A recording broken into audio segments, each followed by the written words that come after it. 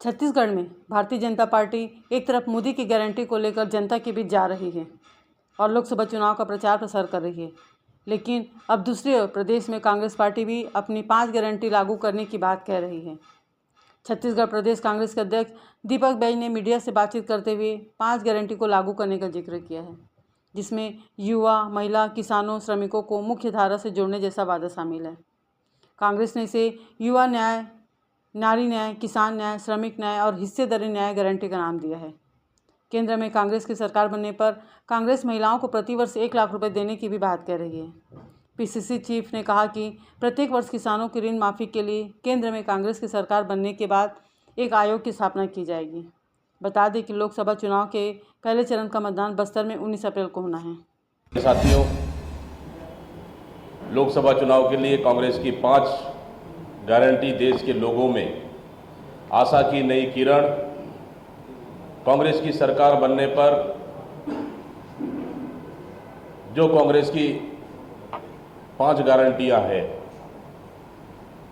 हम जन जन तक पहुंचा रहे हैं ताकि कांग्रेस की सरकार बनेगी देश में तो निश्चित रूप से इसका लाभ देश की जनता को मिलेगा। लोकसभा चुनाव के लिए कांग्रेस पार्टी देश के लोगों 5 न्याय की गारंटी दी है। कांग्रेस का मानना है देश की महिला, युवा, किसान, मजदूर सभी को विकास की मुख्य धारा में लाने के लिए उनको कानूनी संरक्षण मिले। इसके लिए कांग्रेस पार्टी ने लोकसभा चुनाव के लिए किसान न्याय, युवा न्याय, नारी न्याय, श्रमिक न्याय तथा हिस्सेदारी न्याय देने का वादा किया है। नारी न्याय में कांग्रेस देश की महिलाओं से वादा करती है कि कांग्रेस की केंद्र महिलाओं के लिए महालक्ष्मी योजना लागू करेगी, जिसमें सालाना 1 लाख रुपए गरीब महिलाओं को मिलेगा, जिसे भाजपा सरकार छत्तीसगढ़ में माताओं बहनों को महीने में मात्र 1,000 रुपये और सालाना 12,000 रुपये देगी, जिससे कांग्रेस की सरकार बनने पर इससे 8 गुना ज़्यादा महिलाओं को देगी। इस तरह सालाना 1 लाख रुपये और महीने में 8,333 रुपये देने का कांग्रेस पार्टी वादा करती है। कांग्रेस की सरकार केंद्रीय नौकरियों में आधी भर्तियां महिलाओं को देगी। इसी तरह आशा वर्कर, आंगनबाड़ी तथा मिड डे मील कार्यकर्ताओं को केंद्रीय सहायता कांग्रेस की सरकार बनने पर 2 गुना किया जाएगा। ये हुआ नारी न्याय। किसान एमएसपी को कानूनी दर्जा दिया जाएगा। इसके लिए संसद में एक विशेष कानून पारित किया जाएगा। डॉक्टर एमएस स्वामीनाथन आयोग के फार्मूले के अनुसार एमएसपी तय की जाएगी, जो लगातार देश के किसान केंद्र सरकार के खिलाफ एमएसपी को लेकर लगातार आंदोलित है। इस तरह एमएसपी की गारंटी देने का वादा कांग्रेस पार्टी करती है।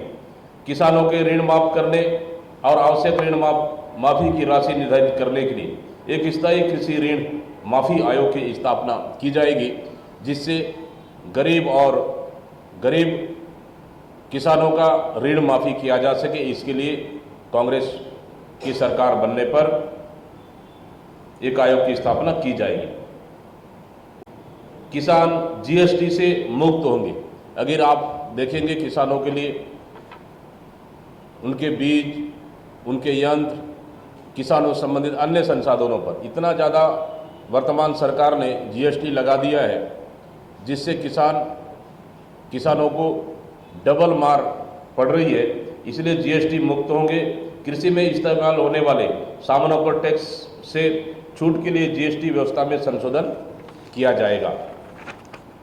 इस तरह से ये देखिए, कांग्रेस पार्टी देश की बड़ी पार्टी है। किसी कार्यकर्ता में नाराजगी हो सकती है, लेकिन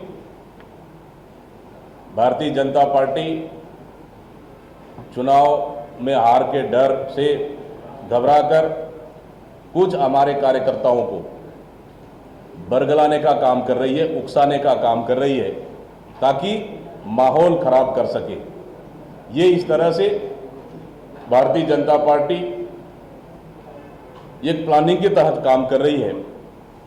इसके लिए हम लोगों ने सभी कार्यकर्ताओं और प्रत्याशियों को हम लोग अलर्ट कर दिया गया है, ताकि इस तरह के भारतीय जनता पार्टी के साजिशों से हमको सावधानी बरतने की आवश्यकता है। जी ममता जी।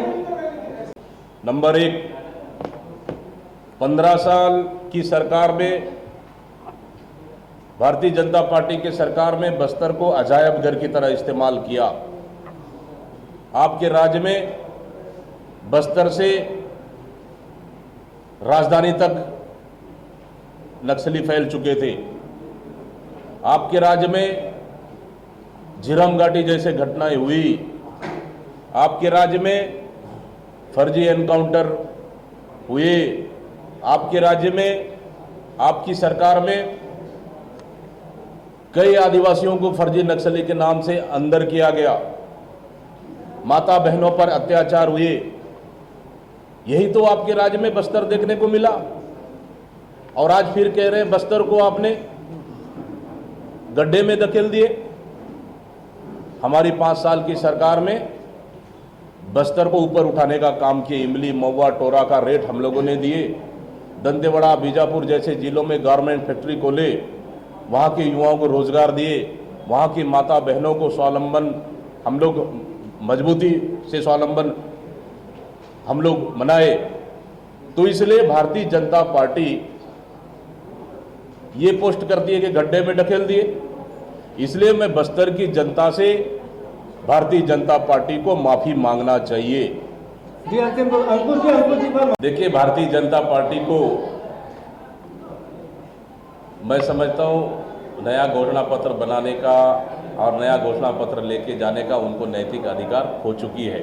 उनको नैतिक अधिकार नहीं है, इसलिए क्योंकि उन्होंने पहले 2014 का घोषणा तो पूरा कर ले। पहले उस पर तो क्या अमल हुआ है उसको तो जनता को हिसाब दे दे, फिर नए घोषणा पत्र पे जाए। जी अंतिम सवाल ममता जी। अब आप तो अपना बाधित बिल्कुल लोकसभा चुनाव के लिए हम लोग लगातार हर लोकसभा स्तर पर एक चुनाव संचालन समिति बना रहे हैं, ताकि वहाँ के सीनियर और अनुभवी नेताओं के साथ हम लोग चुनाव मैदान में जा रहे हैं, ताकि एक मजबूती मिल सके, नई ताकत मिल सकते, उनकी अनुभव का लाभ मिल सकते और प्रत्याशियों को जिताने में मदद मिल सके। इसलिए हम लोग लगातार चुनाव संचालन हम लोग समिति बना रहे हैं लोकसभा स्तर पे। इस तरह बस्तर और कांकेर में भी गठित हुआ है। आने वाले समय में सभी 11 लोकसभाओं में चुनाव संचालन समिति बनाकर सभी लोगों को चुनाव में काम करने के लिए मौका देंगे। धन्यवाद। आदरणीय सभी मीडिया के साथी, बहुत बहुत बधाई और शुभकामनाएं और आप लोगों को धन्यवाद।